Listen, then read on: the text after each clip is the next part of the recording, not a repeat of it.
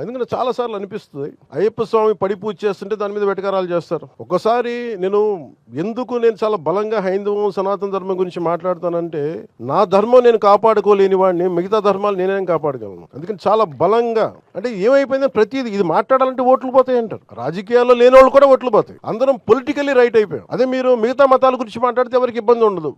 వాళ్ళని చేస్తేనేమో సెక్యులరిజం, హైందవ ధర్మం గురించి మాట్లాడితేనే మతోన్మాది. ఇలాంటి పిచ్చి డిబేట్స్ ఎక్కువైపోయినాయి. ఇది కండిషన్. 200 ఏళ్లుగా బ్రిటిష్ మెకాలే దగ్గర నుంచి మనల్ని కండిషన్ చేసి రుమిలా తాపర్ లాంటి హిస్టారియన్స్ వక్రీకరించి ఇవన్నీ చెప్పి మనల్ని కండిషన్ చేశారు. అలాగే మనకి కూర్చోబెట్టి ఉత్తర భారతానికి మనకి సంబంధం లేదన్నట్టుగా, దక్షిణాది వేరు ఉత్తరాది వేరు అని చెప్పి పిచ్చి ఐడియాలజీ కానీ ఇవన్నీ మనం కౌంటర్ చేయాల్సి ఉంది. Arguments through rational arguments, through proper logical arguments తోటి, బలమైన సాక్ష్యాధారాలతోటి.